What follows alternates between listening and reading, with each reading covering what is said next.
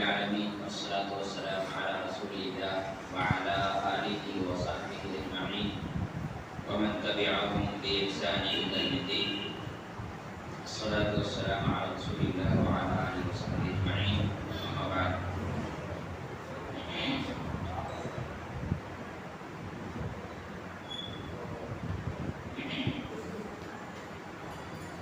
رمضان کے قریب آنے کی مناسبت سے آج کا جو موضوع ہے وہ ہے استقبال رمضان. استقبال رمضان یہ ایک ایسا لفظ ہے جو بہت عام ہے. ہر سال رمضان سے پہلے استقبال رمضان کے عنوان پر لوگ پروگرام کرتے ہیں، لیکن عجب اتفاق ہے کہ کسی کو پوچھ دیا جائے کہ استقبال رمضان کا مطلب کیا ہے تو اس کو خود ہی نہیں معلوم کہ استقبال رمضان کا مطلب کیا ہے. بس ایک عام لفظ ہے، لوگ یوز ٹو بولتے ہیں نا، یوز ٹو ہو گئے ہیں، بس یوز کی جا رہے ہیں. اس کا اصل مطلب یہ ہوتا ہے کہ رمضان کے آنے سے پہلے ہمیں ذہنی اور جسمانی طور پر خود کو تیار کرنا تاکہ رمضان المبارک کے مہینے سے مکمل فائدہ اٹھایا جا سکے. اس لیے کہ یہ قیمتی گھڑی دوبارہ کب کسے نصیب ہوگی اس کی کوئی ضمانت نہیں لے سکتا، اس کی کوئی گارنٹی نہیں ہے. اسی لیے استقبال رمضان یہ آج کا عنوان چنا گیا ہے.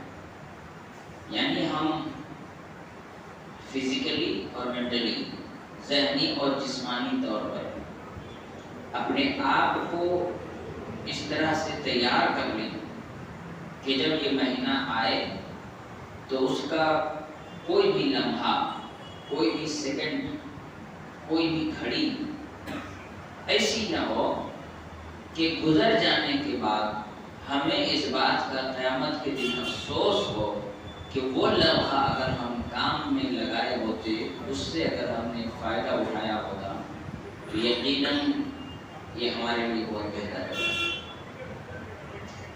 عام طور پر جب بزنس ٹائم ہوتا ہے، جب کاروبار پیک پر ہوتا ہے، لوگ بہت زیادہ کاروبار کرتے ہیں، دیکھتے ہیں کہ ابھی موسم بڑا اچھا ہے کاروبار کے اعتبار سے، تو ایسی صورت میں لوگ کوشش یہ کرتے ہیں کہ زیادہ سے زیادہ وقت دکان میں لگائیں.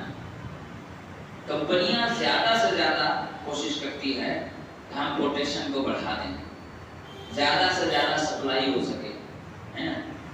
جیسے آپ دیکھیں گے کہ رمضان کا مہینہ آنے والا رہتا ہے تو 3-4 قسم کے لوگ 2 مہینہ پہلے سے تیاری کرتے ہیں. ایک کپڑے کے دکاندار 2 مہینہ پہلے سے کوشش کرتے ہیں کہ اچھے سے اچھا، فینسی، بہتر، ریزنیبل کپڑے ہم دکان میں اسٹاک کریں تاکہ رمضان کے مہینے میں ہم کو مارکیٹ نہ دوڑنا پڑے، ہم زیادہ وقت دکان میں دے سکیں، ہے نا.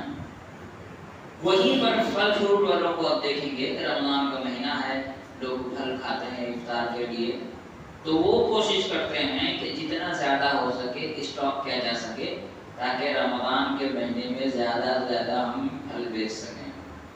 ٹیلر لوگوں کو آپ دیکھیں گے دکان کو صاف کرنا، جھاڑنا، جھٹکنا، پاک صاف کر لینا، مشینوں کو آئلنگ کر لینا تاکہ دقت نہ ہو اور کپڑے وغیرہ جتنا زیادہ آرڈر آ سکے.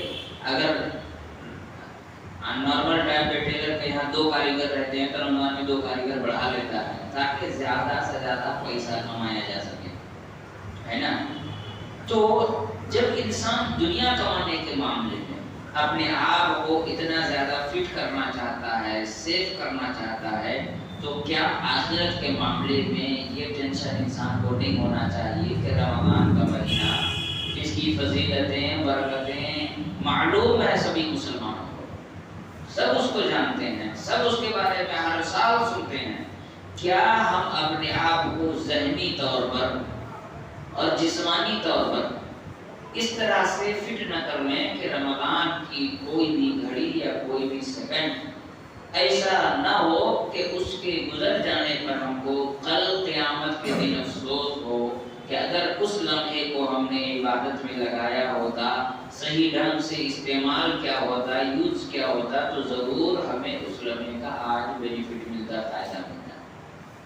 استغفار رمضان کا یہی مطلب ہوتا ہے کہ ہم اپنے آپ کو ذہنی اور جسمانی طور پر تیار کر لیں۔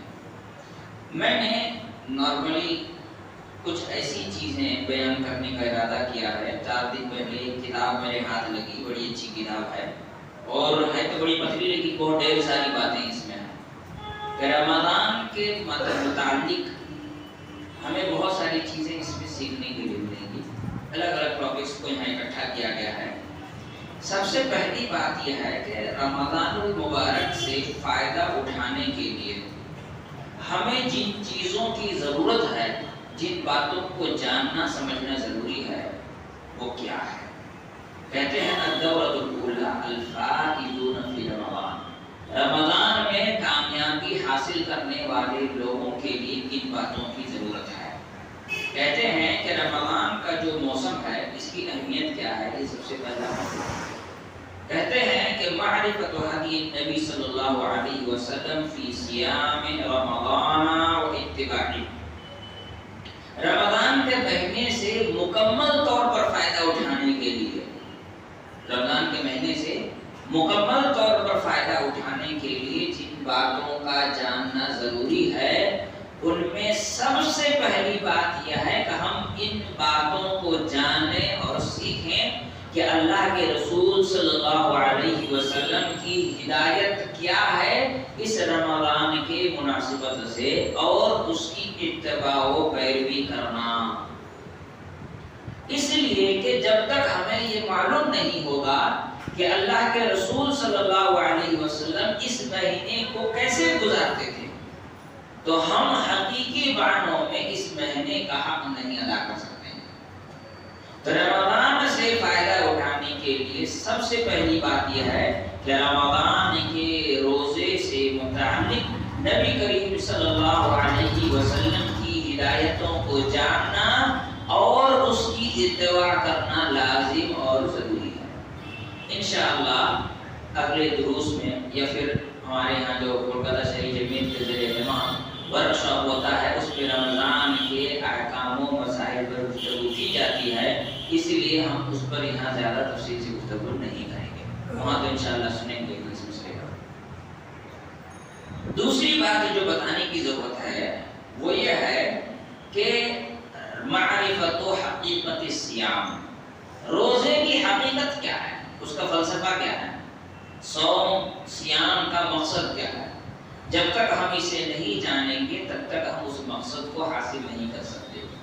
اللہ رب العالمین نے قرآن مجید میں اس بات کا ذکر کیا کہ کتب علیکم الصیام کما کتب علی الذین من قبلکم لعلکم تتقون، کہ اے وہ لوگوں جو صاحب ایمان ہو، مسلمان ہو، تمہارے اوپر روزہ فرض کیا گیا ہے اسی طرز پر جس طرح تم سے پہلے کی لوگوں پر بھی فرض کیا گیا تھا، تاکہ تم لوگ متقی بن جاؤ، پرہیزگار بن جاؤ، تمہارے یہاں اللہ رب العالمین کا تقوی پایا جائے۔ معلوم یہ ہوا کہ روزے کا مقصد کیا ہے، روزے کا مقصد ہے تقوی حاصل کرنا۔ اب ایک مومن کے لیے یہ واجب ہو جاتا ہے کہ جب رمضان آ رہا ہے تو وہ پہلے ان باتوں کو جان لے کہ وہ کون کون سی چیزیں ہیں جو ہمیں متقی بناتی ہیں، اور وہ کون کون سی چیزیں ہیں جو ہمیں متقی بننے سے روک دیتی ہیں۔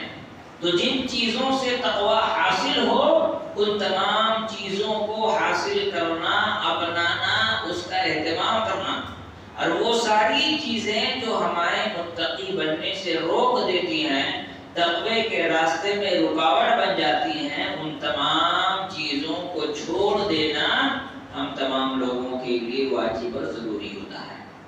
بنیادی طور پر اگر تقوی کی ضرورت کسی کو ہے تو وہ آج کے زمانے کے مسلمانوں کو ہے۔ ویسے ہر انسان کو تقوی کی ضرورت ہے، لیکن سب سے زیادہ اس کے لیے کوشش کی ہمیں ضرورت ہے، اور اس کے لیے سب سے افضل ترین کام ہے اللہ رب العالمین کی عبادت کرنا۔ اللہ تعالیٰ نے سورہ بقرہ میں ارشاد فرمایا یا ایھا الناس اعبدوا ربکم الذی خلقکم والذین من قبلکم لعلکم تتقون، اے انسانوں عبادت کرو اس رب کی جس نے تم کو اور تم سے پہلے کے لوگوں کو پیدا کیا ہے۔ عبادت کا مقصد کیا ہونا چاہیے؟ تقوی حاصل کرنا، پرہیزگاری حاصل کرنا، گناہوں سے دوری حاصل کرنا۔ نماز انسان کو متقی بناتا ہے۔ اللہ رب العالمین نے قرآن مجید میں ارشاد فرمایا ان الصلاۃ تنہی عن الفحشاء والمنکر، نماز لوگوں کو گناہ کے کاموں سے، فحش باتوں سے روکتی ہے۔ تو معلوم یہ ہوا کہ نماز ہمیں متقی بناتی ہے، اور متقی بننے کے لیے یہ رمضان کا مہینہ آیا ہے تو ضروری یہ ہو جاتا ہے کہ اس رمضان کے مہینے سے فائدہ اٹھانے کے بہترین ذرائع اور راستوں میں سے ایک ذریعہ اور راستہ یہ ہے آدمی جتنا زیادہ اس کو موقع ملے وہ کثرت کے ساتھ اللہ رب العالمین کی عبادت کرے، نافل نمازوں کا اہتمام کرے، تاکہ یہ رمضان کے مہینے میں وہ انسان اپنے آپ کو متقی اور پرہیزگار بنائے۔ اس میں ایک بات یہ بھی جوڑ دیتا ہوں کہ رمضان کے مہینے میں تقوی حاصل کرنے کے لیے انسان کا دنیاوی چیزوں سے کٹنا بہت زیادہ ضروری ہے۔ جب ہم دنیاوی چیزوں سے اور انسانوں سے کٹ کر کے رہیں گے تو ایسی صورت میں ہم اپنے زبان کی بھی حفاظت کریں گے، اسی لیے کہ جب کسی کے ساتھ بات کریں گے تو وجہ بلا وجہ جھوٹ بھی بولیں گے، غیبت بھی کریں گے، چغلی بھی کریں گے، اور یہ ساری کی ساری چیزیں گناہ کے کام ہیں۔ اب آدمی اگر ضرورت نہ ہو تو انسانوں کے ساتھ بیٹھنا، باتیں کرنا، گفتگو کرنا، اس سے اگر بچ کر کے ان وقتوں کو نفل نمازوں میں لگائے گا تو یقیناً وہ انسان گناہوں سے بھی بچے گا اور اس کے اندر تقوی اور پرہیزگاری پیدا ہوگی۔ اسی لیے دوسرا مقصد کیا کہا گیا کہ انسان مقصد کو حاصل کرے جو رمضان کا مقصد ہے، اور وہ کیا ہے؟ تقوی و پرہیزگاری۔ تیسری بات کہا کہ معرفت و آثار الصیام علی القلب والجوارح، انسان اس بات کو سمجھنے کی کوشش کرے کہ روزہ رکھنے سے اس کے بدن اور دل پر کیا اثر پیدا ہونے والا ہے، اور اس اثر کو پیدا کرنے کا صحیح اور درست طریقہ کیا ہے۔ روزہ رکھنے سے اس کے جسم پر کیا اثر ہوگا؟ گناہ انسان کس سے کرتا ہے؟ جسم سے کرتا ہے۔ گناہ کا ارادہ کہاں سے ہوتا ہے؟ دل سے ہوتا ہے۔ تو ضروری یہ ہے کہ آدمی جب روزے کا مہینہ آئے، رمضان آئے، روزہ رکھنے لگے تو اس روزے کا اس کے دل پر یہ اثر ہو کہ وہ گناہوں کو دور کرنے کی کوشش کرے، گناہوں سے دور بھاگنے کی کوشش کرے، گناہوں سے جتنا زیادہ ہو بچنے کی کوشش کرے، کیونکہ بعض گناہ ایسے ہیں جو انسان کے روزوں کو برباد کرنے کا ذریعہ ہو جاتا ہے، اور ہمارے یہاں گناہ سارے ہوتے ہیں روزہ رکھنے کے بعد بھی۔ آدمی صرف کھانا پینا ہی بند کرتا ہے، سب کر جاتا ہے روزہ رکھ کر رمضان کے مہینے میں۔ تو اسی لیے کہا گیا کہ روزے سے انسان کے دل پر اور جسم پر اثر پڑنا چاہیے۔ دل پر اثر ہو تقوی کی شکل و صورت میں، گناہوں سے نفرت کی صورت میں، ایمان میں اضافے کی صورت میں، اللہ سے محبت کی صورت میں، نبی کے طور طریقے کو اپنانے کی صورت میں، اور کیا کہتے ہیں جسم پر اثر یہ ہو کہ یہ جسم اللہ کے تابع ہو جائے، اس کی نافرمانی سے بچ جائے، گناہوں کی طرف بڑھنے سے بچ جائے۔ اس جسم کی تسکین کے لیے، اس کو لذت سے بھرنے کے لیے انسان اپنی روح کو گندی نہ کرے، گناہوں میں شامل نہ۔ اسی طرح کہتے ہیں المصارعۃ فی اغتنام اوقات رمضان فی طاعت اللہ و عبادتہ۔ اغتنام کا مطلب ہوتا ہے کسی چیز کو غنیمت جاننا، تو رمضان کے مہینے میں جو وقت ہے 30 یا 29 دن کے، اور ان وقتوں کو غنیمت جانتے ہوئے اللہ کی عبادت کی طرف دوڑ کر کے جانا، اللہ رب العالمین کی کیا کہتے ہیں عبادت کی طرف، رسول کے طریقے کی طرف دوڑ کر کے جانا. کیوں کہ یہ وقت بڑی غنیمت ہے، بڑی قیمتی ہے. اللہ کے رسول صلی اللہ علیہ وسلم نے فرمایا بادروا بالاعمال فتنا كقطع الليل المظلم، تم نیکی کی طرف جلدی کرو، جتنی جلدی ہو سکے نیکی کرو. بادروا بالاعمال، نیکیوں میں جلدی کرو. دور انسان اگر دور ہے نیکیوں سے تو بھاگ کر نیکیوں کے قریب ہونے کی کوشش کرے. کیوں؟ اس لیے کہ ایک وقت ایسا آئے گا جب فتنوں کا زمانہ ہوگا. اور فتنے کیسے ہوں گے؟ کالی رات کی طرح فتنے ہوں گے. جس طرح کالے رات میں بنا لائٹ کے اندھیرے میں انسان کا سفر کرنا کتنا بھی کیا کہتے ہیں احتیاط کے ساتھ سفر کرے، چوٹ لگے گی، گرے گا، دھکے کھائیں گے، سر پھوٹیں گے، ہڈی ٹوٹیں گے. اگر اسی روڈ میں ساری لائٹیں بند کر دی جائیں اور چاندنی رات نہ ہو تو کوئی آدمی وہاں سے وہاں تک بنا گرے بنا چوٹ کھائے نہیں گزر سکتا، جبکہ راستہ کتنا اچھا ہے. اگر یہی راستہ مٹی کا ہو، اس میں کانٹے ہوں، اس میں کیچڑ ہوں، اس میں گڈھے ہوں، تو کوئی آدمی کتنا بھی صبر کر کے چلے اس راستے کو پار کرتے ہوئے چوٹ تو کھائے گا ہی، گرے گا ہی، سر تو پھوٹے گا ہی، بدن سے خون نکلے گی. تو اللہ کے رسول صلی اللہ علیہ وسلم نے فرمایا ایک وقت ایسا آئے گا جب فتنے کالی رات کی طرح ہو جائیں گے. آدمی کتنا بھی سنبھل کر چلنے کی کوشش کرے وہ گناہوں میں ملوث ہوگا، گناہوں میں پھنسے گا. گناہوں سے بچنے کی کتنی بھی کوشش کرے اس میں جا کر کے پھنسے گا، اس کو چوٹ کھانی ہی کھانی ہے گناہوں کی. یصبح الرجل مؤمنا ویمسی کافرا، ایسی حالت ہوگی کہ آدمی اگر صبح کو مسلمان ہوگا تو شام تک وہ کافر ہو جائے گا، اگر شام کو مسلمان ہوگا تو صبح تک کافر ہو جائے گا. یبیع دینہ بعرض من الدنیا، دین کو دنیا کے لیے بیچ دے گا. تو معلوم یہ ہوا کہ جو گھڑی ہمیں مل جائے، اس گھڑی کو جو لمحہ ہمیں مل جائے، جو وقت ہمیں مل جائے، یہ ہمارے لیے غنیمت ہے. اس میں ہمیں جتنا زیادہ ہو سکے نیکی کو حاصل کرنا ہے. اللہ کے رسول صلی اللہ علیہ وسلم نے فرمایا اغتنم خمسا قبل خمس، شبابك قبل حرمك، وصحتك قبل مرضك، وفراغك قبل شغلك، وغناك قبل فقرك، اور آخر میں کہا وحیاتك قبل موتك. 5 چیزوں کو ختم ہو جانے اور اس کے جگہ دوسرے 5 چیزوں کو آنے سے پہلے غنیمت جانو.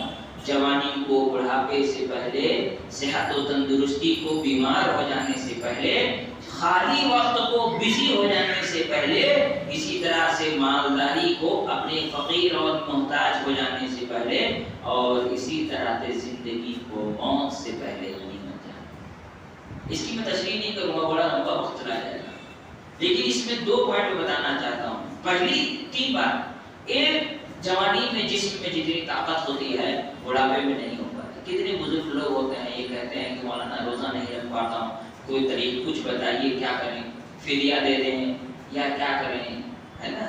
فدیہ دیتے ہیں، بہت سارے لوگ دیتے ہیں. دوسری بات کیا ہے، انسان کے ساتھ اللہ رب الرسول صلی اللہ علیہ وسلم نے فرمایا کہ صحت کا قبل مرضک، کون کب بیمار پڑے گا اس کی کوئی گارنٹی نہیں ہے. آج صحت مند ہے کل بیمار پڑ سکتے ہیں، تو آج کے وقت کو ہمیں غنیمت جاننا چاہیے. اور تیسری بات اللہ کے رسول صلی اللہ علیہ وسلم نے فرمایا اپنی مالداری کو اپنے محتاج ہونے سے پہلے. ہر آدمی محتاج ہوگا. آج آپ کما رہے ہیں، کل آپ کی بزنس آپ کے بچوں کے ہاتھ میں جائے گی، آپ گھر میں بیٹھے رہیں گے، آپ کو اپنے جیب خرچ کے لیے بھی بچوں سے پیسہ لینا ہوگا. آج آپ جتنا اللہ کے راہ میں خرچ کر سکتے ہیں کل آپ نہیں کر پائیں گے، کیونکہ آپ کا ہاتھ اس وقت ٹائٹ ہو جائے گا. کمانے والے بجلی سنبھال جائیں گے، آپ کی اولاد ہوں گی. اگر آپ بہت بڑے مالدار ہیں تو ایسا بھی ہو سکتا ہے کہ آپ ویسے ہی محتاج ہو جائیں، اور ویسے بھی آپ کو تو محتاج ہونے ہی ہونے آج نہیں تو کل. تو اسی لیے جو موقع مل جائے اس کو غنیمت سمجھنا چاہیے. اسی لیے کہتے ہیں رمضان کا جو موقع ہے یہ اللہ کی طرف سے ایک نعمت ہے، ایک غنیمت ہے. اس کو غنیمت تصور کرتے ہوئے اس مہینے کو جتنا زیادہ ہو سکے اللہ کی اطاعت و فرمانبرداری میں لگا دیا جائے، اللہ رب العالمین کو راضی اور خوش کرنے میں لگا دیا جائے، جتنا زیادہ ہو سکے اس رمضان کو غنیمت تصور کرنا چاہیے، یہ سوچ کر رمضان کو گزارنا چاہیے کہ ہو نہ ہو اگلے سال مجھے یہ موقع نہیں بھی مل سکتا۔ جس دن ہمارے اندر یہ عادت آ جائے گی کہ ہم رمضان کے مہینے کو یہ سوچ کر گزاریں گے کہ یہ میری زندگی کی آخری ہے، اس کے بعد موقع ملے گا، اس کی کوئی گارنٹی نہیں، تو ایسی صورت میں ہم اس کو صحیح معنوں میں صحیح جگہ استعمال کر سکتے ہیں۔ تو یہ بات بتا دے گی چوتھے پر۔ پانچویں بات، رمضان کے اس بابرکت مہینے کو غفلت اور کیا کہتے ہیں بے احتیاطی سے گزارنے سے بچیں۔ رمضان کو غفلت اور بے احتیاطی سے گزارنے سے بچیں۔ ہمارے یہاں سب سے زیادہ سست انسان رمضان کے مہینے میں ہوتا ہے نا۔ رمضان میں کتنا سست ہو جاتا ہے، وہ سحری کھاتا ہے یہ سوچ کر کہ دوپہر میں کھانا نہیں ملے گا، اور افطاری کھاتا ہے یہ سوچ کر کہ دوپہر میں کھایا نہیں گا، ہے نا۔ سحری کھاتا ہے اس نیت سے کہ دوپہر میں کھانا نہیں ملے گا، اور افطاری کرتا ہے اس نیت سے کہ دوپہر میں کھایا نہیں تھا، پھر وہ کتنا کھاتا ہوگا؟ یعنی ایک ٹائم کھانا چھوڑا تو دو ٹائم اس کو ریکور کر رہا ہے، ڈبل ڈوز لے رہا ہے، وہ بوسٹر لے رہا ہے کورونا وائرس کا، نہیں تو زیادہ کھا لیتا ہے، پھر انسان کا بدن بھاری ہونے لگتا ہے، ٹھیک ہے۔ تراویح میں سستی کاہلی، جو جوش، سستی کاہلی نہیں ہوتی ہے، پہلی تراویح جب ہوگی چاند نکلنے کے بعد سب سے پہلے واٹس ایپ میں سب کو رمضان مبارک رمضان مبارک رمضان مبارک، جواب دے کے تھک جاؤ، نہیں جواب دے کے تو کہا بھائی ناراض ہیں کہ آپ کچھ بول نہیں رہے ہیں، اب وہ بھی ایک پریشانی ہے۔ کتنا آدمی کو سب کو تو آدمی ایک اسٹیٹس پہ بھی دو گے، جتنے نے میسج کیا سب کو رمضان مبارک، تو بولے گا میرے کو ویلیو نہیں دیا، میں نے تو پرسنلی میسج کیا تھا، آپ کو بھی پرسنلی میسج کرنا چاہیے تھا، ہاں یہ ایک سے۔ اور اس کے بعد آپ عشاء کی نماز میں دیکھیے ایک دم جمعہ والی فیلنگ آئے گی پہلی تراویح کو، دوسری تیسری چوتھی پانچویں ہوتے ہوتے حالت یہ ہو جائے گی کہ 80% لوگ تراویح سے غائب ہو جائیں گے، صرف 20% لوگ بچیں گے۔ وہ جو 80% غائب ہیں وہ کیا مسلمان نہیں ہیں، اسلام سے نکلے نہیں ہیں، اسلام سے نہیں نکلے، کیا وہ رمضان کی اہمیت کو نہیں جانتے ہیں؟ بالکل جانتے ہیں۔ کیا وہ ان کے اندر تراویح پڑھنے کا شوق نہیں ہے؟ بالکل ہے بھائی، ان کے اندر بھی شوق ہے، لیکن سستی کاہلی، انسان لیزی، جس کو کہتے ہیں نا ایک دم سے لیزی ہو جاتا، سستی اور کاہلی ایسے آ کر تو اس کو گردن دبا دیتی ہے، وہ سستی اور کاہلی میں اس رمضان کا حق ادا کرنے سے وہ دور ہو جاتا ہے۔ تو اسی لیے پانچویں چیز یہ ہے کہ رمضان کے کسی بھی گھڑی کو سستی اور کاہلی میں شکار ہو کر کے اس کو ضائع ہونے نہ دیں، بلکہ سستی اور کاہلی سے کوسوں دور ہو جائیں۔ اب کوئی بات بتاؤں، جنگ بدر کب لڑی گئی تھی؟ رمضان کے مہینے میں۔ جنگ بدر صحابہ کرام روزہ رکھ کر کے جنگ لڑے تھے، 17 تاریخ کو، رمضان کی 17 تاریخ کو جنگ بدر لڑی گئی تھی۔ تو جب صحابہ رمضان کے مہینے میں سستی کاہلی کو چھوڑ کر اتنا فٹ ہو گئے کہ جنگ کرنے چلے گئے، اور بنا ساز و سامان کے، بنا ہتھیار کے، لاٹھی ڈنڈا لے کر کے چلے گئے، ان سے لڑ گئے جو اس وقت بہت زیادہ پاورفل لوگ تھے، بہت زیادہ ہتھیار والے، بہت ساری تعداد میں تھے، ان سے جنگ جیت کر آئے تھے۔ صرف ان کا جذبہ اور ان کا اللہ پر یقین اور اللہ سے محبت تھی، دین سے، اس کے رسول سے، اللہ کے رسول سے محبت تھی، وہ اللہ رب العالمین نے صرف اسی جذبے کو دیکھتے ہوئے ان کو جیت عطا کر دی، ان کے خلوص کو دیکھ کر جیت عطا کی تھی۔ تو کیا ہم رمضان کے مہینے میں صرف اسی جذبے سے کہ ہم کو اللہ سے محبت ہو، رسول اللہ سے محبت ہو، اللہ کے دین سے محبت ہو، جنت کی لالچ اور جہنم سے بھاگنے کی نیت ہو، تو کیا ہم اپنے اس سستی کو، کاہلی کو، یہ جو ہمارے اندر عادی ہو جاتے ہیں 2 رمضان 3 رمضان کے بعد، اس کو ہم دور نہیں کر سکتے ہیں؟ یقیناً کر سکتے ہیں، شرط یہ ہے کہ ہم اس کے لیے خود کو تیار کریں۔ اسی لیے آج کے استقبال رمضان میں یہ اہم پیغام ہے کہ ہم رمضان کو سستی اور کاہلی سے بالکل الگ کر دیں، سستی اور کاہلی ہمارے پاس نہ آئے، اسی لیے اللہ کے رسول صلی اللہ علیہ وسلم 15 شعبان کے بعد روزہ نہیں رکھتے تھے، تاکہ رمضان کے مہینے میں ایک نئے جوش کے ساتھ، نئے امنگ کے ساتھ، ایک نئے جذبے کے ساتھ، ایک نہایت ہی بہتر طریقے سے ہم رمضان کے مہینے میں رمضان کے روزوں کا حق ادا کر سکیں۔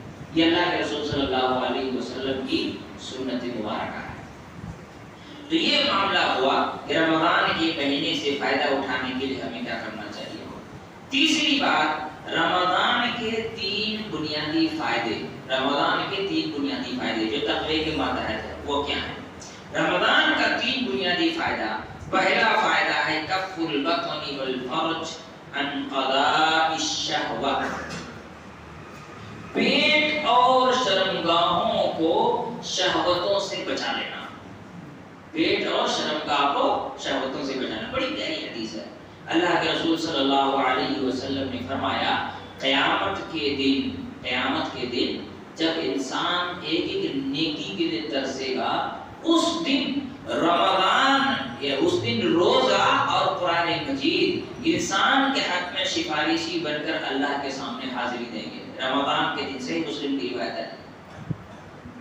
روزہ یہ کہے گا کہ اللہ اس نے میرے وجہ سے اپنے کھانا اور اپنے شہوت ان دونوں چیز کو چھوڑ دیا تھا، بھوکا رہا تو میرے وجہ سے، اور اس نے اپنے بیوی کے ساتھ جمع نہیں کیا صرف اس وجہ سے کیونکہ یہ روزے سے تھا۔ اور قرآن کی طرف سے یہ کہا جائے گا، قرآن یہ کہے گی کہ اللہ اس نے میرے وجہ سے اپنی نیند قربان کی تھی، رات کو جاگ جاگ کر قرآن کی تلاوت کرتا تھا، اس لیے ہم دونوں کی طرف سے سفارش ہے کہ اس آدمی کو چھوڑ دے، اللہ تعالیٰ ان کی سفارش کو قبول کر لے گا۔ تو سب سے پہلا فائدہ کیا ہے؟ رمضان کا مہینے کا فائدہ جو تقوی متقی بنانے کے لیے ضروری ہے انسان کے، وہ ہے اپنے شرمگاہ اور پیٹ ان دونوں کو کنٹرول کرنا۔ پیٹ کو کنٹرول کرنا، کہتے ہیں نا پیٹ خالی ہے تو وہی جگہ شیطان بیٹھا ہوا ہے۔ آدمی اب تو کیا کہیں گے، رمضان میں پیٹ کنٹرول ہوتا کہاں ہے؟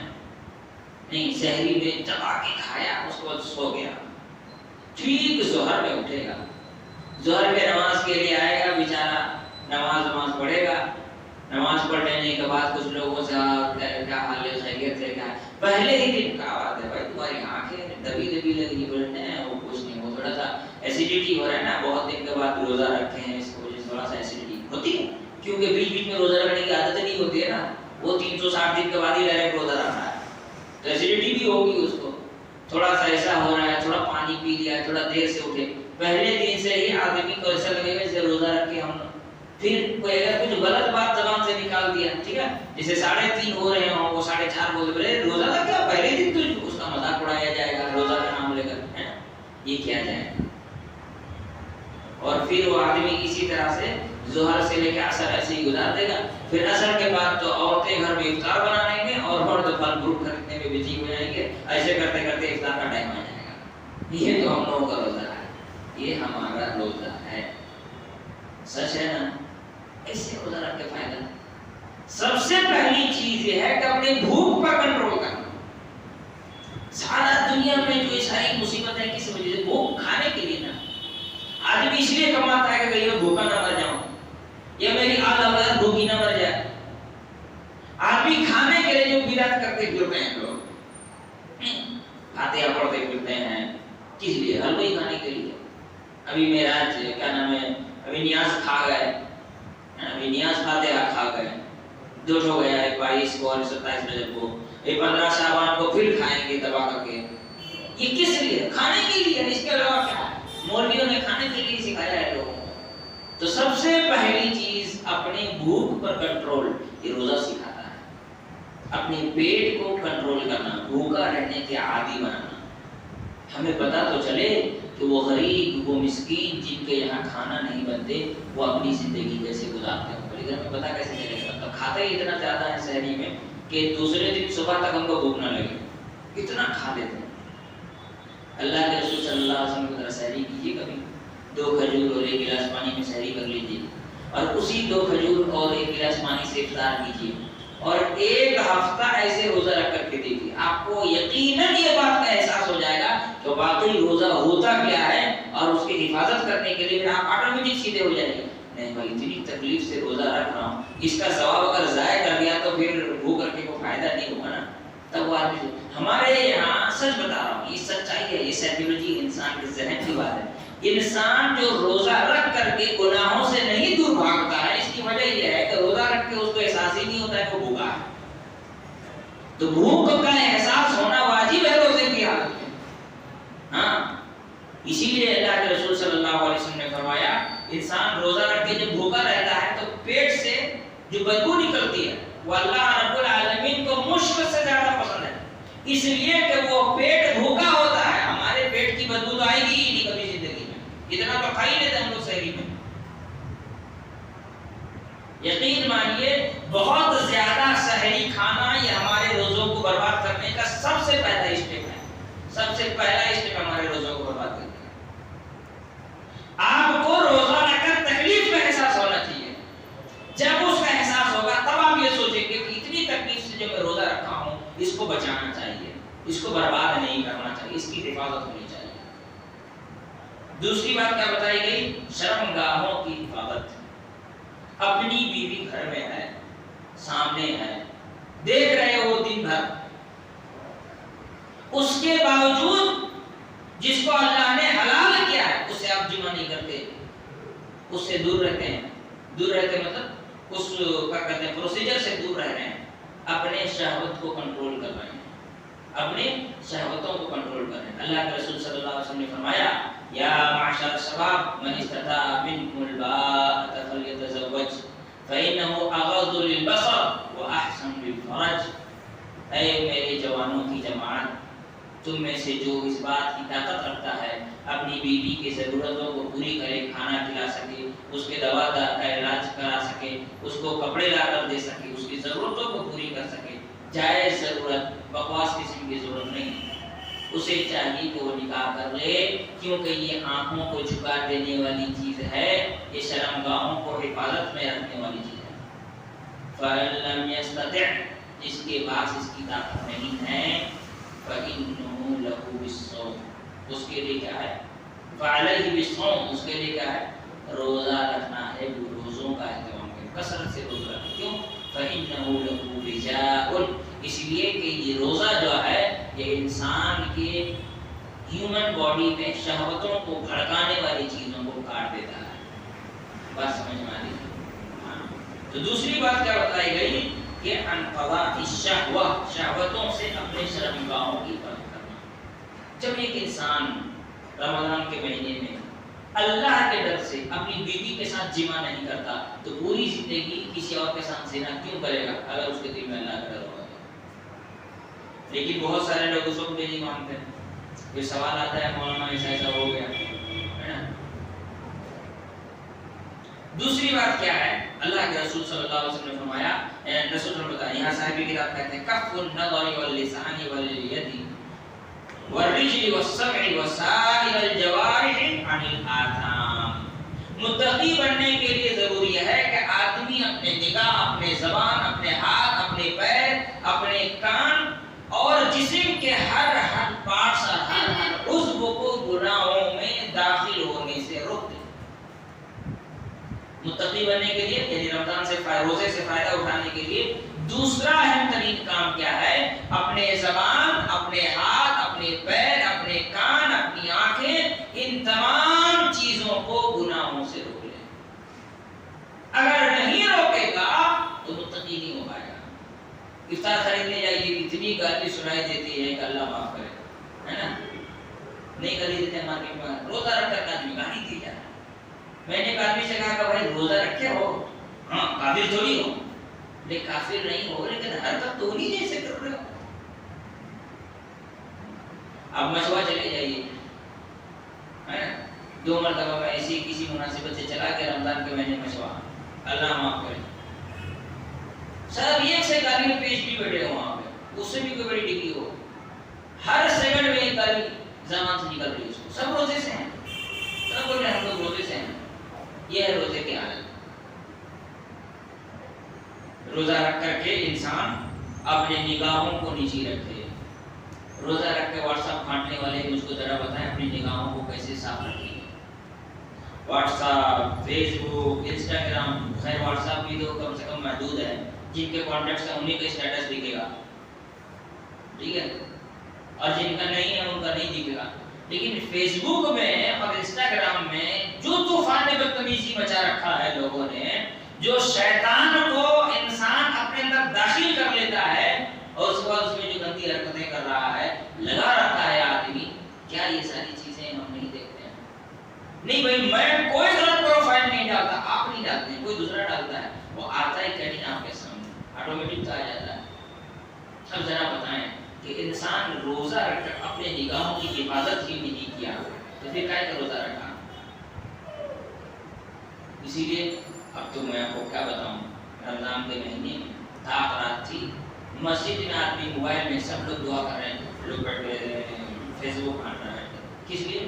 ابھی تراویح شروع ہوگی رمضان کے مہینے میں، تاخ رات میں 12 ساڑھے 12 بجے مسجد میں پہلے آ گیا ہے تاکہ آگے کی سیٹ میں جائے، بیٹھ کر دعا کرے گا، درود پڑھے گا، نبی پر درود بھیجے گا، اللہم انک عفو تحب العفو فاعف عنی، تو کثرت سے ورد کچھ نہیں، بیٹھا ہوا ہے وہ فیس بک بانٹ رہا ہے، واٹس ایپ بانٹ رہا ہے.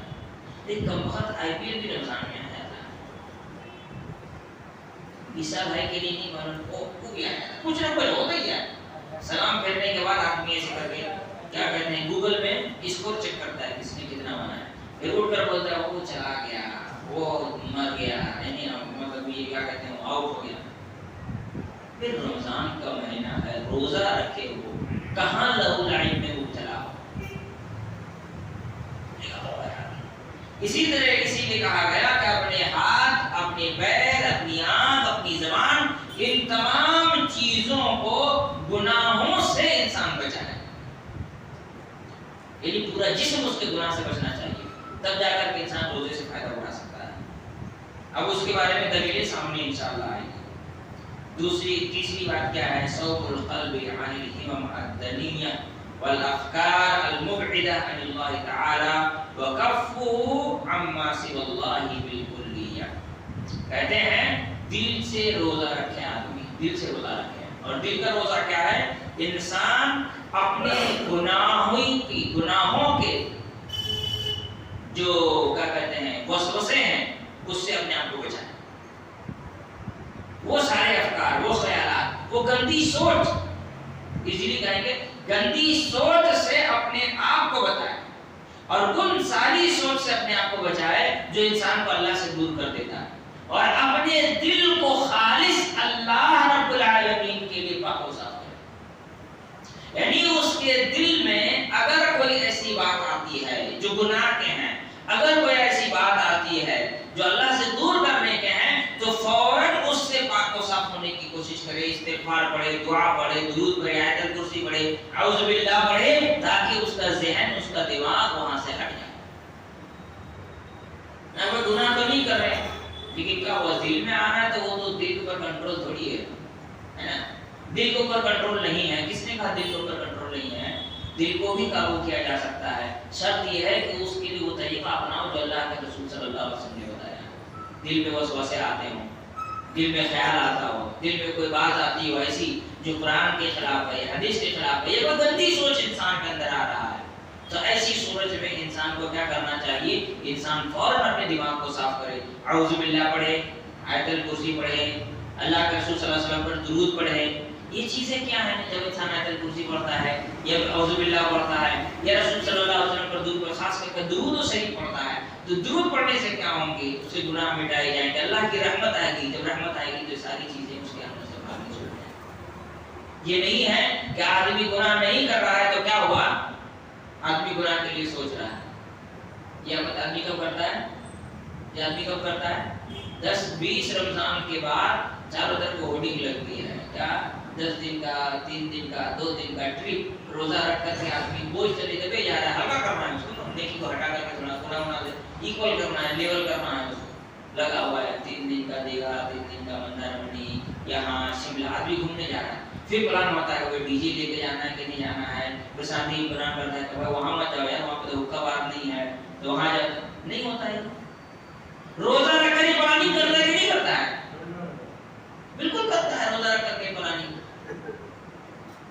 تو انسان صرف بھوکا نہ رہے بلکہ اپنے ذہن کو، اپنے دل و دماغ کو اللہ کے لیے خالص کرے۔ بس ٹھیک ہے، کوئی گھومنے جاتا ہے، کوئی منع نہیں ہے، تو پلاننگ رمضان بات کر لینا اور گناہوں کی پلاننگ نہ کرو۔ اتفاق سے میرا اپنا ایک واقعہ بتا رہا ہوں، میں زندگی میں پہلی بار اس سمندر نہیں گیا تھا۔ ایسی باتوں بات میں کسی کے سامنے بات سے نکل گئی کہ یار سب جاتے ہیں، سوچا ہوں اس سال میں جاؤں۔ اتنا ہر نماز کا آپ کیا سوچیں، یہ بات بھی ہے یار، میں نے کہہ دیا تو کہوں بھڑوڑی گئی نہیں، وہاں چلے تو وہاں میرا فلاں، یعنی وہ ہر نماز کے بعد آ کے وہ مجھ کو اپنا پلان سنانا شروع کر دیتا ہے۔ آج مجھ کو ڈانٹ کے بھگانا پڑا۔ میں نے کہا اللہ اکبر، اس کا مطلب یہ ہے کہ آپ کو صرف ایسے پانسا پھیرنے کی پھینکنے کی ضرورت ہے، نوچنے کے لیے کتنے سارے گیدڑ آنے کو تیار ہے۔ یہی ہوتا ہے، رمضان کے روزے رکھ کر کے آدمی ساری تیاری کرتا ہے، نہیں وہ جگہ ایسا ہے تو وہ جگہ ایسا، لگے لوگ کرتے ہیں، بڑا بڑا ارینجمنٹ ہوتا ہے، بینرز لگتے ہیں، لوگ جاتے ہیں اور پوری تیاری کر کے جاتے ہیں کہ گناہ کرنے میں کوئی بھی موقع نہیں چھوٹنا چاہیے گناہ کرنے کا۔ وہ رمضان کے مہینے میں روزہ رکھ کر کے ہوتا ہے۔ اللہ کے رسول صلی اللہ علیہ وسلم فرمایا من لم يدع قول الزور والعمل به والجهل فليس لله حاجة ان يدع طعامه وشرابه۔ جو آدمی جھوٹ بولنا، جھوٹی گواہی دینا اور جہالت والے کام کرنا، یعنی گناہوں کے کام کرنا نہ چھوڑے، اس کی بھوک پیاس کی اللہ رب العالمین کو کوئی ضرورت نہیں ہے۔ اللہ تعالیٰ اس کی بھوک پیاس نہیں دیکھنا چاہتا، وہ صرف بھوکا پیاسا ہے۔ اسی طرح سے اللہ کے رسول صلی اللہ علیہ وسلم نے فرمایا رغم انف رجل دخل علیہ رمضان ثم انسلخ منه ولم يغفر له۔ اس آدمی کا بیڑا غرق ہو جائے، اس کے ناک میں مٹی لگے، اس کے ناک آلود ہو، جس پر رمضان آیا اور گزر گیا اور اس نے اپنی مغفرت نہیں کروائی، وہ اپنے گناہوں سے پاک نہیں ہوا، وہ اپنے گناہوں سے صاف نہیں ہوا، وہ اپنے گناہوں کو نہیں دھلوا سکا، اس آدمی کا بیڑا غرق ہو جائے، وہ برباد ہو جائے۔ سب سے بڑا محروم اس کائنات کا، سب سے بڑا بدنصیب اور محروم جو رمضان کا مہینہ پائے اور اپنے گناہوں کو نہ معاف کروائے، اپنے گناہوں سے پاک و صاف نہ، سب سے بڑا بدنصیب انسان کا۔ اسی لیے انسان کے لیے ضروری ہے کہ رمضان کے مہینے میں کثرت سے استغفار کرنا چاہیے، گناہوں سے معافی مانگنی چاہیے، اور سب سے بہترین وقت رمضان کے مہینے میں سب سے ایزی جو ہے استغفار کا، وہ کیا ہے؟ سحری کے وقت استغفار کرنا، سحری کے وقت استغفار کرنا۔ اللہ تعالیٰ نے سورہ آل عمران میں ذکر کیا الصابرون والصادقون، قرآن مجید میں اللہ نے فرمایا، اس کے آیت کے اخیر میں ہے والمستغفرین بالاسحار، جنت ان لوگوں کے لیے ہے جو سحری کے وقت استغفار کرتے ہیں، والمستغفرین بالاسحار۔ اور عام دنوں میں آدمی اذان سے پہلے جگا ہوا ہوتا نہیں ہے، الا یہ کہ اللہ تعالیٰ کسی کو خاص توفیق عطا کرے، وہ تہجد پڑھتا ہو تو، ورنہ عام دنوں میں چیز ہوتا نہیں۔ لیکن رمضان کے مہینے میں آدمی اذان سے پہلے جاگتا ہے، سحری کرنے کے لیے جب جاگتا ہے تو اس وقت سحری کے وقت دنیا کی باتوں کو چھوڑ کر کے آدمی اگر استغفار کرے تو یہ اس کے جنت میں جانے کا ایک بہترین ذریعہ ہے۔ اس کے لیے آدمی اگر چاہتا ہے کہ رمضان سے بھرپور فائدہ اٹھائے، ضروری ہے کہ وہ سحری کے وقت استغفار کرے، توبہ کرے، دعائیں کرے۔ جب تک گھر میں سحری بن رہا ہو، لوگ جو سحری بنانے میں معاون یا مددگار نہیں ہیں، وہ بیٹھیں اللہ سے دعائیں کریں، توبہ کریں، اپنے گناہوں کو بچپن سے لے کر جب تک ہو سنبھالیں کہ گناہ کو یاد کر کر کے اللہ کے سامنے روئیں، اللہ سے دعا کریں۔ کیونکہ اللہ کے رسول صلی اللہ علیہ وسلم نے فرمایا جب رات کا آخری پہر ہوتا ہے، رات کے آخری حصے میں اللہ رب العالمین آسمان دنیا میں نزول کرتا ہے، پھر اللہ رب العالمین یہ آواز لگاتا ہے کوئی مجھ سے مانگنے والا جس کی میں ضرورت پوری کر دوں، ہے کوئی مجھ سے توبہ کرنے والا جس پر میں رحم کر دوں، ہے کوئی مجھ سے استغفار کرنے والا جس کے میں گناہوں کو معاف کر دوں، بخش دوں۔ سوچیے اللہ تعالیٰ، علامہ اقبال نے کہا نا ہم تو مائل بکرم ہے کوئی سائل بھی نہیں، اللہ رب العالمین کہتا ہے تو میں تو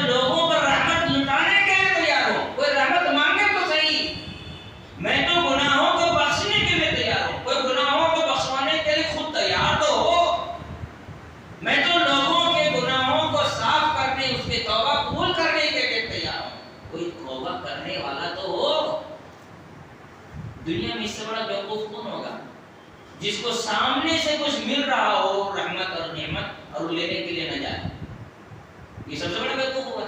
تو سب سے بڑا بیوقوف وہی ہے جو رات کے آخری حصے کو ضائع کر دیتا ہے۔ بڑا ایزی بات ہے بھائی، رمضان کے مہینے میں سحری کے لیے آدمی اٹھتا ہے کہ نہیں اٹھتا ہے؟ کم سے کم آدھا گھنٹہ پہلے اٹھتا ہے اذان سے۔ اس وقت کو غنیمت جانو، اس کا ایک سیکنڈ آپ کا برباد نہ ہو، اس کے لیے آپ تیار ہو جائیں۔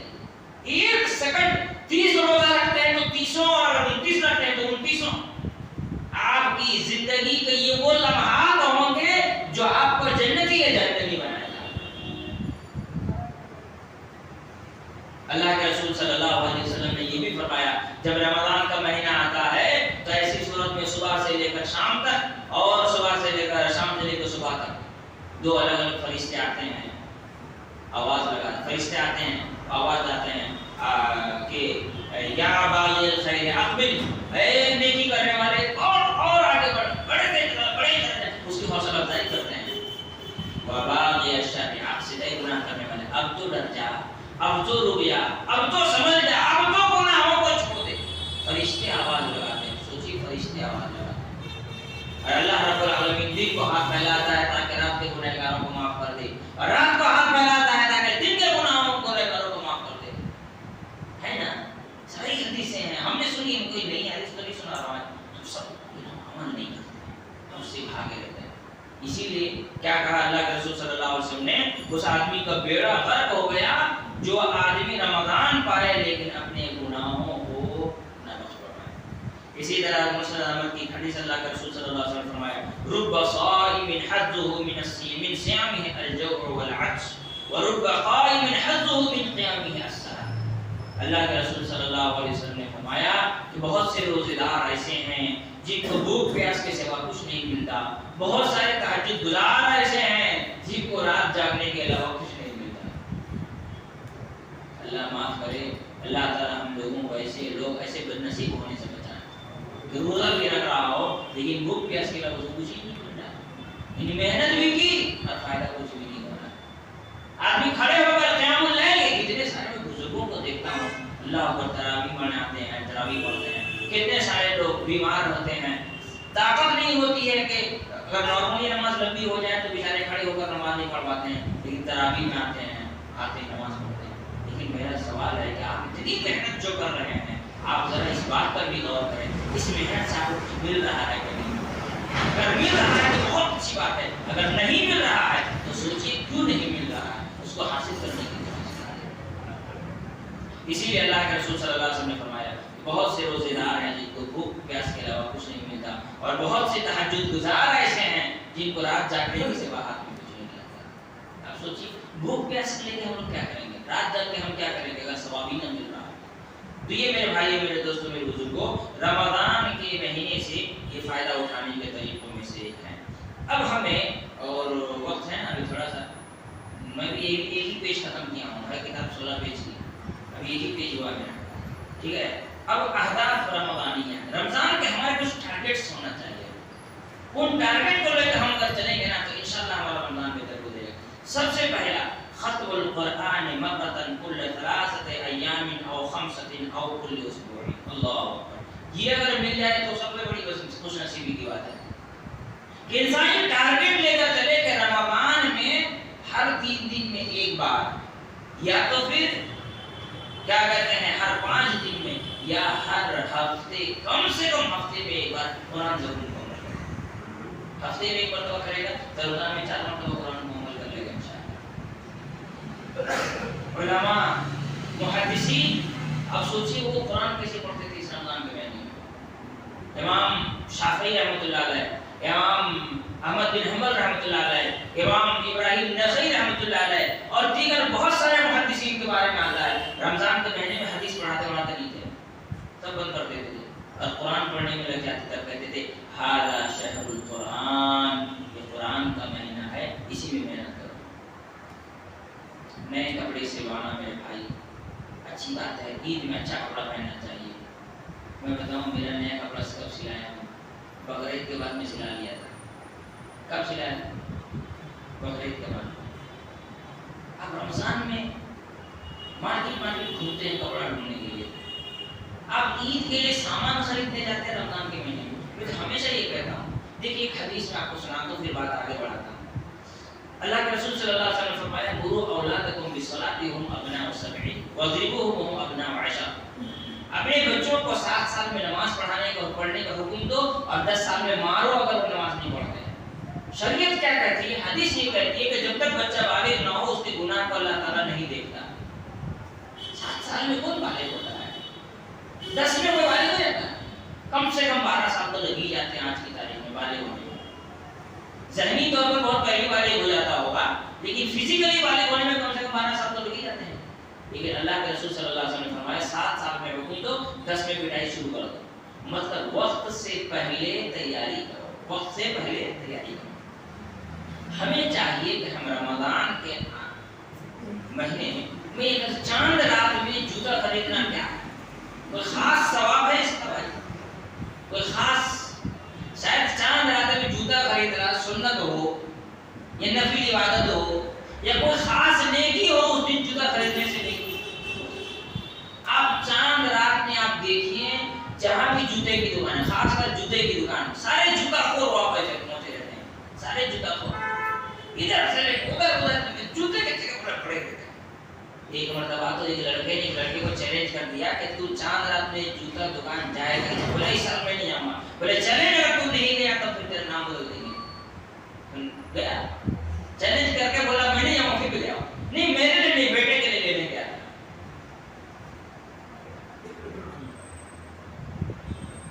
ایک جگہ تراویح گاندھی باغ میں پہلے 20 رمضان کو تراویح ختم ہوتی تھی معلوم ہے 20 رمضان ابھی بھی بہت ساری جگہ ہوتا ہے. حافظ عبداللہ جو بھی مدینہ میں پڑھ رہے ہیں اس زمانے میں تراویح پڑھا رہے تھے جب میں نیا تھا یہاں پر. تو میں نے کہا کہ یعنی 20 کو ختم کرتے ہیں اچھا نہیں ہوتا ہے تو 30 تک لے جانا چاہیے نا. قرآن ختم ہو جانے کے بعد بہت سارے لوگ نہیں آتے تراویح پڑھنے. بولے امام صاحب بات تو اچھی کر رہے ہیں لیکن ایک آدمی نے اس کو بولا کہ اصل میں کیا ہے نا 20 کے بعد تھوڑا مارکیٹ کرنے کا کام رہتا ہے بھائی اس لیے پہلے ختم کر دو تاکہ ہم لوگ مارکیٹ وغیرہ میں جا سکیں ہے نا.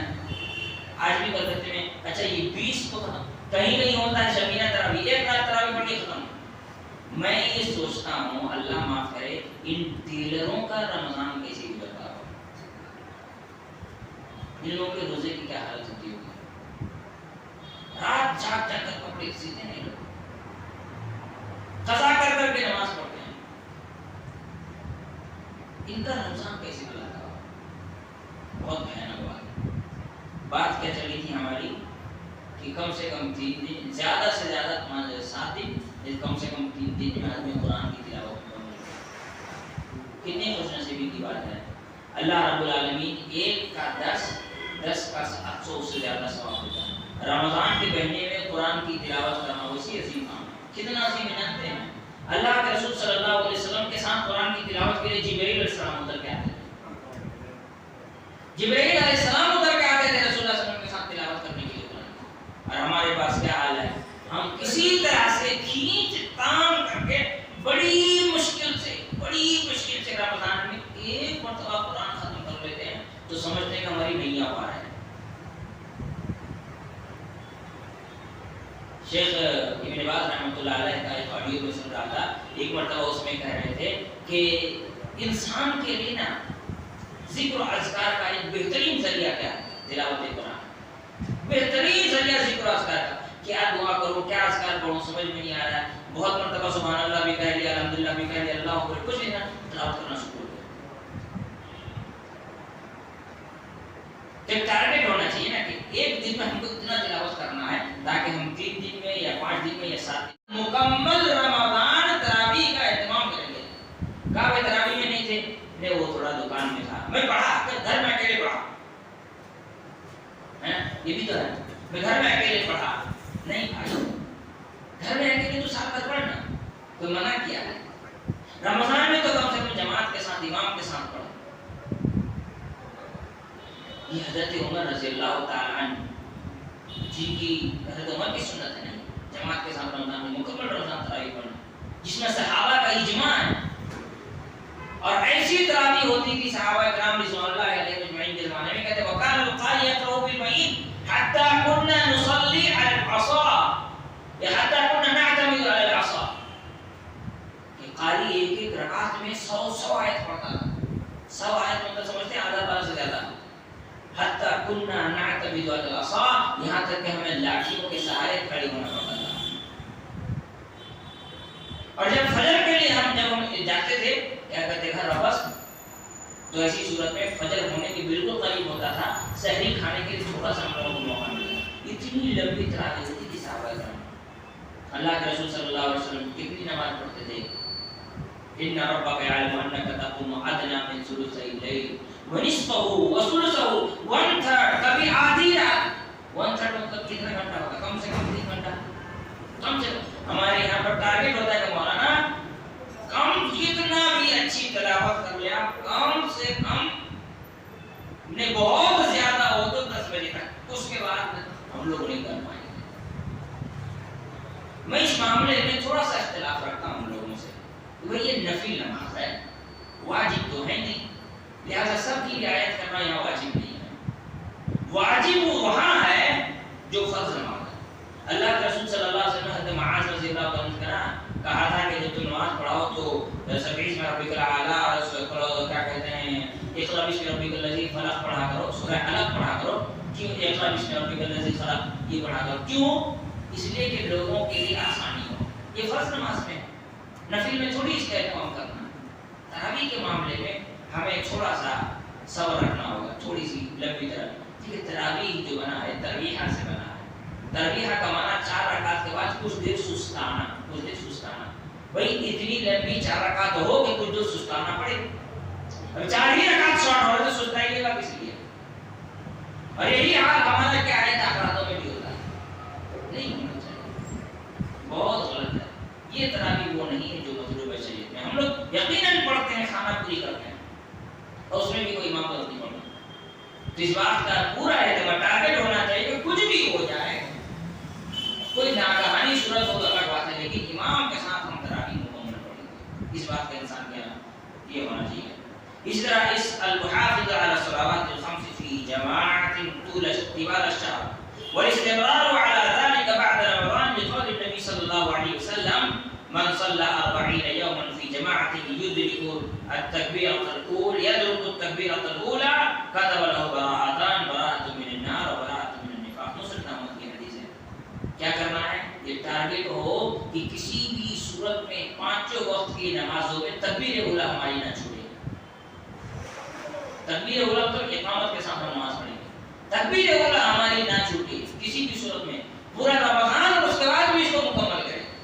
کیونکہ اللہ کے رسول صلی اللہ علیہ وسلم فرمایا جو آدمی 40 دن تک ایمان و یقین کے ساتھ اللہ اور اس کے رسول سے محبت کرتے ہوئے تکبیر اولی کے ساتھ 5 ٹائم کی نماز پڑھے گا، وہ نفاق سے اور جہنم سے بچ جائے گا، بری ہو جائے گا. یہ کب ہوگا؟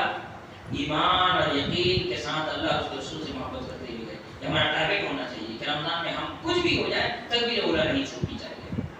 الفوز بأجر 30 حجة في رمضان وذلك بالجلوس في المسجد بعد صلاة الفجر في ذكر الله تعالى وقراءة القرآن إلى الشروق. الله أكبر. 30 حج کا ثواب حاصل کرنا ہے رمضان میں. کتنا؟ 30 حج کا. اور وہ کیا؟ فجر کے بعد مسجد میں بیٹھ کر ذکر و اذکار کرنا، دعائیں کرنا، یہاں تک کہ اشراق کا وقت ہو جائے، اشراق کی نماز پڑھ کر کے اپنے گھر واپس جانا. ایک دن اگر کریں گے تو 1 حج کا ثواب. ہم 30 حج کا ثواب حاصل کر سکتے ہیں اگر ہمارا اس پر عمل ہو. یہ اللہ کے رسول صلی اللہ علیہ وسلم نے فرمایا. آسان ہے، بہت مشکل تھوڑی ہے. فجر کی نماز کے بعد آدمی اگر یہ کام کرے کتنا ٹائم جائے گا اشراق میں؟ آدھا سے 1 گھنٹہ. آدمی اتنا بھی نہیں نکال سکتا. 30 حج کا ثواب یہ تو ہمیشہ کر سکتا ہے، لیکن رمضان میں ایمان بڑھ جاتا ہے، جوش بڑھ آتا ہے. رمضان میں کرنا اس کے لیے کیا ہے؟ آسان ہو جاتا ہے. اسی طرح احیاء و سنت الاعتکاف بعض لوگوں کو چاہیے یا جس سے بھی ہو سکے میسر ہو کہ اعتکاف کی نیت پہلے سے ہو جائے. اگر کوئی اعتکاف کرنا ہے اس کے لیے بندوبست ابھی کر لے. یہ نہیں کہ بعد میں بھائی نے کرنا تو تھا لیکن تھوڑا کام باقی ہے بلا کر اعتکاف. یہ اللہ کے رسول صلی اللہ علیہ وسلم کی سنت ہے. اسی طرح سے المحافظۃ علی اذکار الصباح والمساء، صبح اور شام کے اذکار کا اہتمام کرنا. مغرب کا دوڑ کے کھانے کے لیے نہیں بھاگنا ہے. اذکار پڑھو بھائی، اذکار پڑھو، صبح شام کے اذکار کی پابندی کرو. یہ بھی ہمارا ٹارگیٹ ہونا چاہیے. الفوز بأجر حجۃ مع النبی صلی اللہ علیہ وسلم وذلک باداء العمرہ فی رمضان. یہ تو کیا کہتے ہیں اس حالت میں ہے جب آدمی رمضان میں عمرہ کرے گا تو اللہ کے رسول صلی اللہ علیہ وسلم کے ساتھ حج کرنے کا اس کو ثواب ملے گا. اسی طرح سے المشارکہ فی برام تفطیر الصائم وتصدق كل یوم بصدقۃ. یہ ہمارے ملک ہندوستان میں عام طور پر نہیں ہوتا ہے لیکن عرب ممالک میں ساری چیزیں پائی جاتی ہیں کہ افطار کے لیے پروگرام ہوتا ہے. افطار سے پہلے لوگ آ کر کے بیٹھ جاتے ہیں, درس ہوتا ہے, عالم درس دیتے ہیں, ٹھیک ہے, اور سوال کرتے ہیں, لوگ جو جواب دیتے ہیں, سوال جواب ہوتا ہے. دین اور شریعت سیکھتے بھی ہیں افطار کے ٹائم, اس میں شریک ہونے کی تلقین کی جاتی ہے جو کہ ہندوستان میں عام طور پر نہیں ہوتا ہے. صدقہ بالکل یوم صدقہ دیں گے. دوسری بات یہ بتائی ہر روز ایک صدقہ ضرور کرنا ہے, چاہے چھوٹی سی صدقہ کیوں نہ ہو, ہر روز ایک صدقہ کرنا ہے. اس بات کا ہمیں پورا یہ بنا لینا ہے, پابندی کرنی ہے. کسی بھی صورت میں ہر روز ہم صدقہ کریں گے تاکہ اس کا ثواب ہمیں ملے اور ہمارے اندر صدقے کی عادت پیدا ہو جائے. اور صدقہ کرنے سے انسان کا دل نرم پڑتا ہے. سخت دل لوگ اگر صدقہ کریں گے تو دل نرم پڑتا ہے. اسی طرح ادراک و فضیلت و عبادت کیا کہتے ہیں ثمانیہ و ثلاث سنہ وذلک باحیاء کل لیلۃ القدر بالعبادہ. 83 سال کی عبادت کا ثواب حاصل کرنا یہ ہمارا ٹارگیٹ ہونا چاہیے, اور یہ شب قدر کو پانے سے ہی ہوگا. اور شب قدر کے لیے اللہ کے رسول صلی اللہ علیہ وسلم نے کیا فرمایا, تحروا لیلۃ القدر فی العشر الاواخر من رمضان. رمضان کے آخری عشرے میں تاک راتیں جو ہیں اس میں خاص کر کے انسان شب قدر کو تلاش کرے. ویسے اللہ کے رسول صلی اللہ علیہ وسلم آخر کے 10 رات جانتے تھے, اپنے حلال کو جانتے صرف 5 رات نہیں 10 رات. کیا ہے اذا دخل العشر الاواخر شد مئزره احیا لیلہ ایقظ اہلہ. جب تیری آخری عشر آتا تھا کمر بستہ ہو جاتے تھے, بالکل تندرست ہو جاتے تھے, خود جاگتے تھے راتوں کو, اپنے اہل و عیال کو بھی جگاتے تھے. تو یہ رسول اللہ صلی اللہ علیہ وسلم 10 رات جاگنا چاہیے انسان کو. اسی طرح المحافظہ علی السنن الراتب وغیر الراتب, اسی طرح سے سنت مؤکدہ اور غیر مؤکدہ کی حفاظت کرنا. میں اس معاملے میں کہتا ہوں لوگ فجر سے پہلے کی سنت مس کرتے ہیں. ایک کیا ہوتا ہے فجر سے پہلے کی سنت رمضان میں پڑھ لیتے ہیں لیکن ظہر سے پہلے کی سنت مس ہو جاتی ہے. سنت مؤکدہ فجر سے پہلے 2, ظہر سے پہلے 4, ظہر کے بعد 2, مغرب کے بعد کیا کہتے ہیں 2 اور عشاء کے بعد 2. اور بعض روایتوں میں فجر سے پہلے ظہر سے پہلے 2. ظہر سے پہلے والی سنت مؤکدہ چھوٹ جاتی ہے تاخیر سے آنے کی وجہ سے. اس کے لیے ضروری ہے کہ اس کا اہتمام کریں. مؤکدہ اور غیر خاص کر کے مؤکدہ اور غیر مؤکدہ سنتوں کی حفاظت ہمارا ٹارگیٹ ہونا چاہیے کہ ہم سے نہ چھوٹ پائے. اسی طرح التلفظ من الاخطاء والمخالفات والمنکرات فی اللباس والحیاء والبیئہ مع الاصدقاء. کہتے ہیں انسان کو اپنے آپ کو بچانا ہے گناہوں سے, لباس کے سلسلے میں, اپنے شکل و صورت کے سلسلے میں, اور اپنے دوست احباب کے گروپ میں بیٹھے ہوں تب ایسی صورت میں اس کو خاص کر کے گناہوں سے انسان بچنے کی کوشش کرے. اسی لیے کہ آدمی پرائے کو گالی تھوڑی دیتا ہے, گالی گلوچ سے دوستوں کو ساتھی کرتا ہے بیٹھ کر کے, ہے نا, انہی کے ساتھ گالی گلوچ کرتا ہے, انہی کو برا بھلا کہتا ہے, انہی کے ساتھ غیبت چغلی کرتا ہے. اس کے لیے اس بات کو خیال رکھنا چاہیے. الثانی عشر 12 حسن الخلق مع القریب والبعید. آدمی اپنے قریب اور بعید, چاہے قریبی رشتہ دار ہو دور کا رشتہ دار ہو, ہر ایک کے ساتھ اچھے برتاؤ کا اہتمام رکھے. کسی کے اندر اگر اچھا برتاؤ نہیں ہے تو اللہ کے رسول صلی اللہ علیہ وسلم نے بعض روایتوں میں کہا کہ اس کا روزہ نہیں ہے. ایک اور آدمی کا ذکر کیا گیا کہ وہ پڑوسی بہت تنگ کرتا ہے لیکن روزہ نماز بہت زیادہ کرتا ہے. تو اللہ کے رسول صلی اللہ علیہ وسلم نے کہا فرمایا کچھ یہاں سے اس نے روزہ رکھا ہی نہیں ہے. سمجھ میں آ رہا ہے؟ تو روزہ رکھنے کے لیے ضروری ہے روزے سے فائدہ اٹھانے کے لیے اپنے اخلاق کو بہتر بنائیں اور اس کی ابتدا اپنے والدین سے شروع کریں. اس کی ابتدا کس سے کریں؟ اپنے والدین سے. اس نے اخلاق کو والدین کے ساتھ ایک بڑی پیاری بات بتانا, زبردستی کے کھانے کی فرمائش نہ کریں, ماں باپ کو تنگ نہ کریں. نہیں ہم کو یہ کھانا ہے, فلاں چیز بنائیے آج افطار میں, ان کو دقتوں کا سامنا نہ کرنا پڑے, اس بات کا ہمیں خیال رکھنا چاہیے. اسی طرح سے صلۃ الارحام, عیادۃ المریض, بڑوسی کے ساتھ بہترین سلوک. اسی طرح سے کیا کہتے ہیں مہمان نوازی کرنا, یہ ساری, اور کیا کہتے ہیں اپنی غلطیوں کو اعتراف کرنا, اپنے دوستوں سے غلطی ہو گئی ہے تو ان سے معافی مانگ لینا, یہ ساری چیزیں اچھے اخلاق میں داخل ہیں. اسی طرح کہتے ہیں تیری کی ترک و جمیع المحرمات من کذب و غیبت و نمیمت و سخریت و استہزاء و حسد و بغضاء و غدر و خیانت. ہر قسم کے گناہوں سے بچنا, غیبت ہو, چغلی ہو, کسی کا مذاق اڑانا ہو, کسی سے بغض و حسد رکھنا ہو, کسی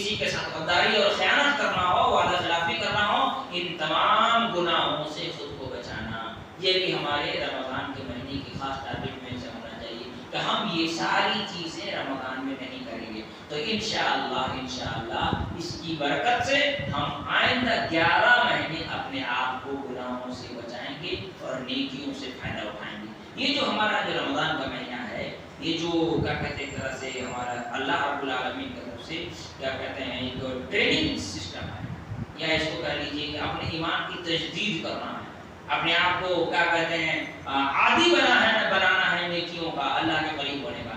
ये अगर हमारे अंदर आएगा तो इंशाअल्लाह हम अगली ज़िंदगी में भी इसके बेहतर हमारी ज़िंदगी में फ़ायदे होंगे। अल्लाह ताला तमाम को समझ की तौफीक अता फरमाए। अल्लाह ताला तमाम लोगों को रमज़ान का सही मानों में हक अदा करने की तौफीक अता फरमाए। जितने भी लोग अल्लाह ताला बहयात हैं उनको सही सालिम तंदुरुस्ती के साथ अल्लाह रब्बुल आलमीन रमज़ान हासिल करने की तौफीक अता फरमाए। और रमज़ान के महीने में तिलावत कुरान, तरावीह, नवाफिल, ज़िक्र, अज़कार, सदक़ात व खैरात, यानी जितने भी किस्म की नेकी अल्लाह के लिए पसंद है वो सब हमें करने की तौफीक अता फरमा। हर किस्म के गुनाहों से बचने की तौफीक अता फरमा। हमारे रमज़ान को भूख प्यास से बचा करके सही मानों में नेकी वाला बना। हमारे क़यामुल लैल को रात जागने के मसाइल से हटा करके सिर्फ और सिर्फ तेरी इबादत और तेरी रज़ा वाला बना। इस रमज़ान से जब हम गुजरे तो इलाही आलमीन हर लम्हा हमारे गुनाहों को माफ़ करने का ज़रिया हो, कोई भी लम्हा हमारा बेकार और बर्बाद ना हो। इलाही आलमीन तो हमारे रोज़ों को सही मानों में रोज़ा बना, तेरे नबी की इत्तिबा और तेरे नबी की पैरवी की तौफीक अता फरमा। अक़ूलु क़ौली हाज़ा।